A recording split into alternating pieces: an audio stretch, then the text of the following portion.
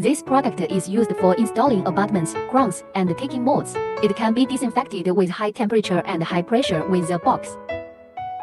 It can only be wiped with alcohol on the surface. Align the steel ball with the groove and insert it. Hearing a click indicates proper installation.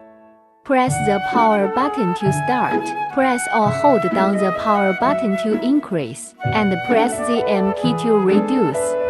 The buzzer sounds when the preset torque is reached. Put in the screwdriver. Turn clockwise.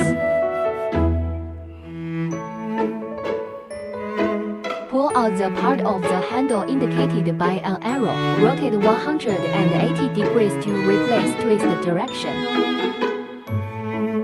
Install the electronic handle and screws again. Turn counterclockwise.